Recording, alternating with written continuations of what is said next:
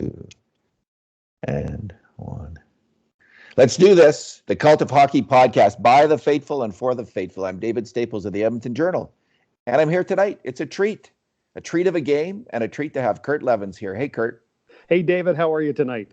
I'm kind of thrilled and ecstatic, and that was the most fun. That was the most fun I've had in at least 2 years, I think, watching a hockey game, Kurt. I thought Glenn Anderson and Paul Coffey were great. That was, if you ever wondered, anyone's ever wondered what's 1980s hockey like? Oh, that was it. Full of mistakes, full of bonehead plays, and full of fantastic plays. That was just people at that game. They must just be flying out of that rink right now. They just do that in cloud nine.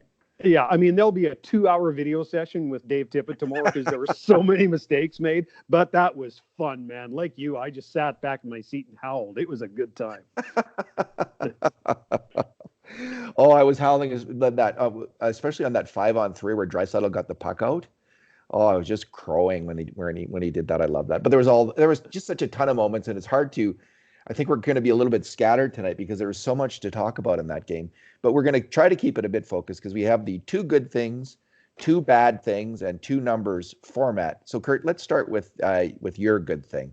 Well, my good thing is 2 games into the regular season, it's so obvious that this team is so much faster than it was last year. I mean, the speed that we see, you get speed from, guys like McDavid and Leon and Nuge, but now we're seeing actual speed coming out of the bottom 6 and guys on the wing that can fly. I mean, Nygaard tonight had his boots on, and Haas also, who played he played over 12 minutes tonight after just playing 2 minutes in the Vancouver game. Clearly has wheels on him. I don't know if he's fast, but he's quick. And he's fast, and yeah, like he's a good skater. That's his game, and it's kind of fun to watch him out there. It's like, again, it's a third line center from another era, a third line center who can actually wheel. I like it. Yeah, after so many years of God bless him, of Boyd Gordon and Matt Hendricks and those guys in our bottom 6, now we have guys who can actually skate. It's so refreshing after what we've been through, man. It's a real treat to watch. And you brought like these bottom line guys, what contributions they made. Like this is a game the Oilers do not win last year. They don't come close to coming back repeatedly. They kept coming back, and they came back because the bottom lines have some get up and go. They have some speed, and they scored a couple goals. This doesn't happen last year. No, secondary scoring was absent last year, and we got 2 goals from our bottom 6. The Yurko set up on Nurse, and then the Haas hustle to set up Nygaard in front. I mean, with so many games, we just begged for that to happen last year, and it didn't. So, yeah, I'm with you. That was huge. What a sweet play by Yurko, eh? Like deking that guy and setting up... That was Roy's Nurse. Still looking for his jock strap. That was some kind of high-level move, man. And Nurse, credit to him, he really picked his spot. He drained it. Moved in and drained it, absolutely. That was a thing of beauty. Okay, so my good thing is, it's kind of combined with a bad thing. Like, I mean, there was like a million face palms across oil country early in the game with Mike Smith's plays, and you might be getting into that later, so I'm not going to go on. But my good thing is his bounce back. After that, and right to the end, right into the final seconds of the game, he made a ton of really big saves. I mean, the Kings, I haven't counted it up yet, but they really significantly outchanced the Oilers as that game went along. And I guess it was a little bit more even in the third period. But as the second period went along, the Kings started to assert themselves. And they were opening night, wanting to win one from, you knew McClellan. That's the kind of game McClellan was just desperate to win. They came on strong, but Mike Smith, some huge saves, and he was their best penalty killer tonight. Like a lot of them were on the when the Oilers were on the PK. So good for him. Like that was as horrible as he was early in the game. He was pretty damn good late in the game. Yeah, I don't think you'd put on a goaltending clinic with the way that he won tonight, but he did 2 things. He competed like a damn. Yeah. And he battled from the first 2 giveaways, and we'll get into those. And then I thought the third goal was a softie too, and I thought the hook was coming. But you know what? Dave Tippett has confidence in this guy. He's been with them for years, and way back to when Smith was a rookie in Dallas, right? And I think Dave said, you know what? I've seen this movie before. I'm sticking with him. And in retrospect, I'm glad he did. The third goal was a little bit tough. I mean, it was in pretty tight, like if it hadn't been preceded by those two horrible plays, I don't know, might have not stuck out as much. So what's your bad? That's fair. And McDavid slipped his check on that as well. So, I mean, I'll give Smith a bit of a pass. Did he ever? That was terrible. Yeah. That was not good. Okay, what's your bad thing? My bad thing, we were just talking about Mike Smith. The two giveaways. The one, it's still on him, but you know what? Darnell Nurse had to put himself in a better defensive position there. He just didn't read that play well, and so the giveaway was on Smith, but Darnell needs to be smarter there.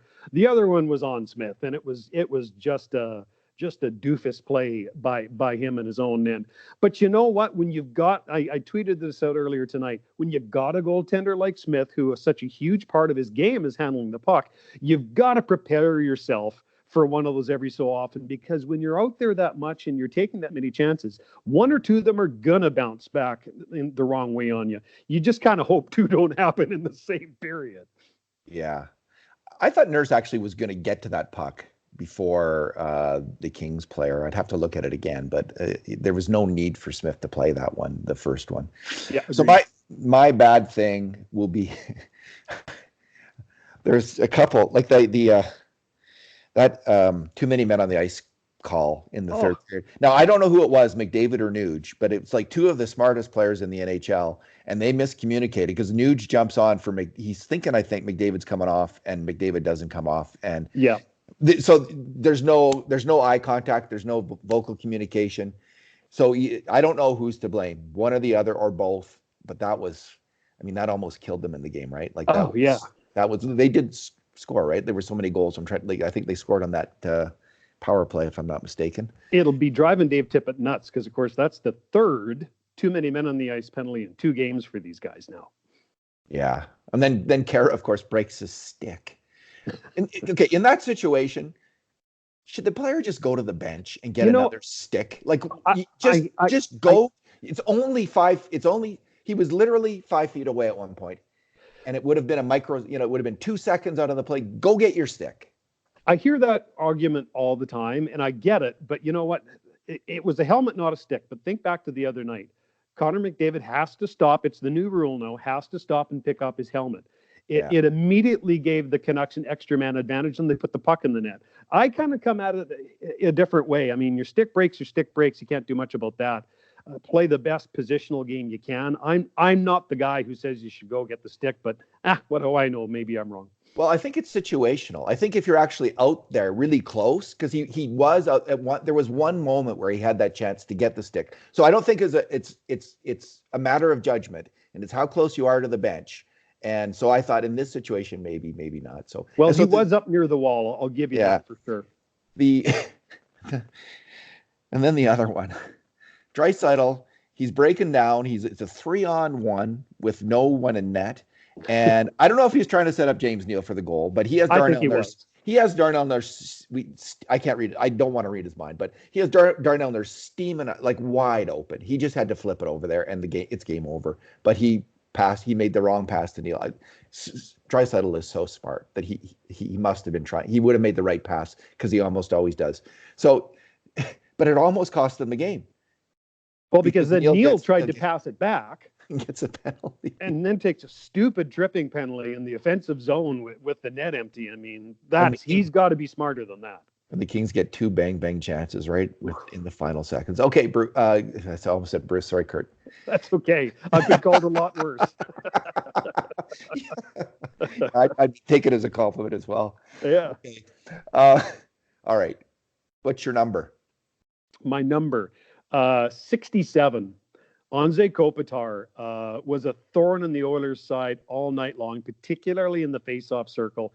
This guy took more than a third of his team's draws on the night, won 2/3 that he did take, including a bunch in the offensive zone, which gave the Kings more zone time than they should have had. I'll give Leon Draisaitl credit for because he was on the ice lining up with this guy most of the times. But man, Kopitar is good in the circle, and he just dominated the Oilers tonight. He was scary. Every time he was on the ice, he was scary. He was scary. Still a top 10 center in the NHL in my books. I know he had an off year, but boy, that guy can play. Yeah. How much did Joel Persson play? 1449. He was 1449, pretty iffy minutes, eh? Like I thought Yeah, Bear did Bear had a few iffy moments, but he acquitted himself pretty well. But Persson, I mean, it's his first game. He's coming off injury, so we'll see how he does the next game. yeah, I thought the speed was an issue for him early, but I thought he evened out a little bit as the game went on. Yeah. Okay, my number.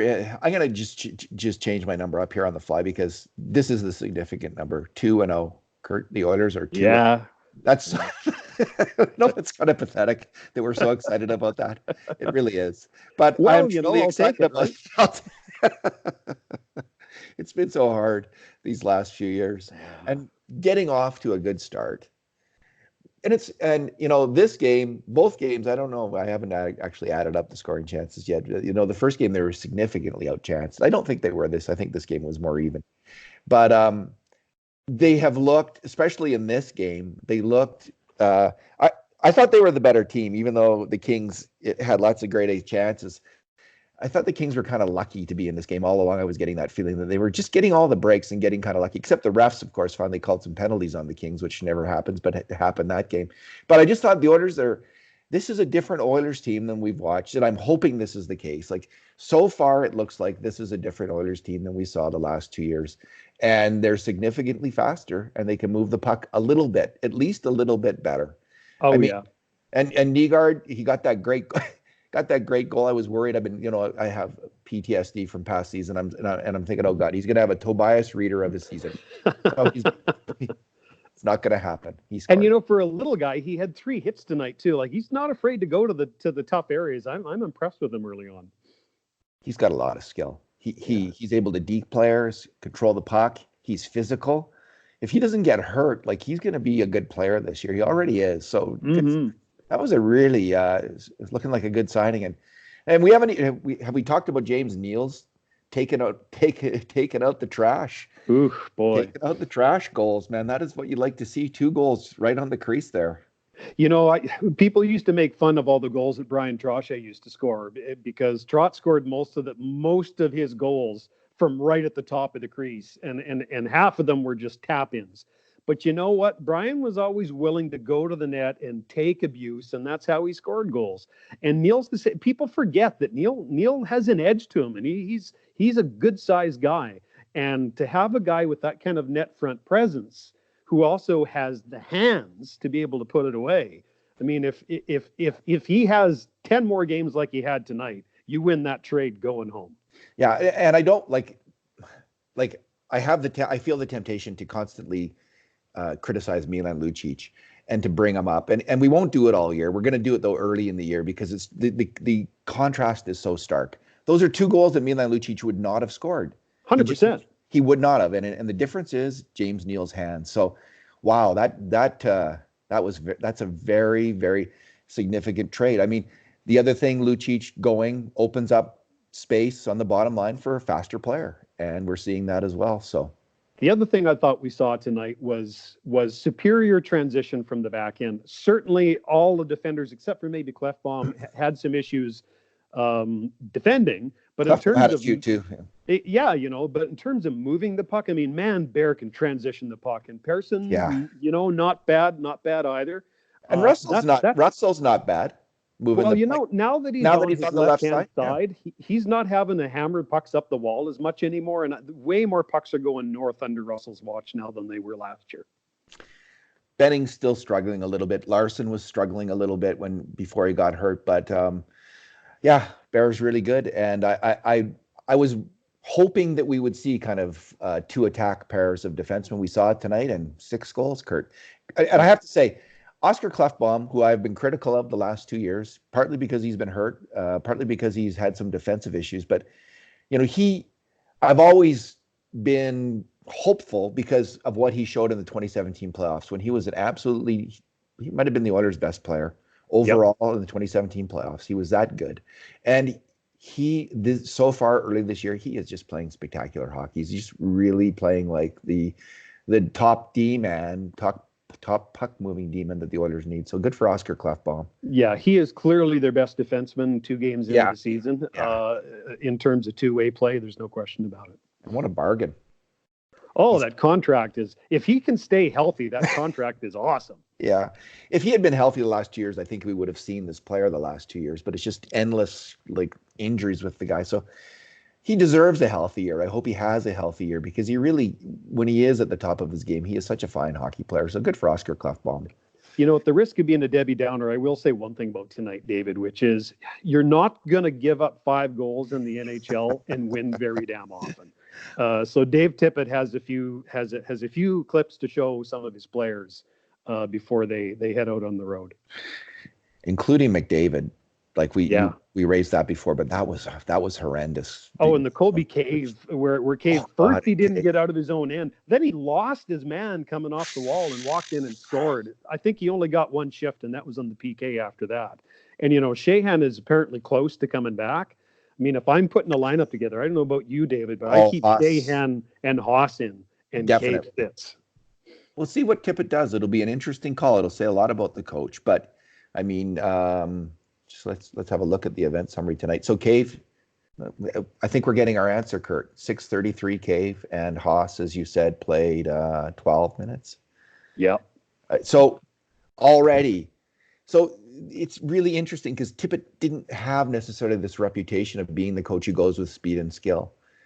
That's what we're seeing, though. It's what we're seeing right now. So good. It's the new NHL. And good for these guys. When you go back to when Dave played junior, and I watched Dave play a lot of junior hockey games for Terry Simpson with the Prince Albert Raiders, that team was fast and skilled, and Dave is fast and skilled.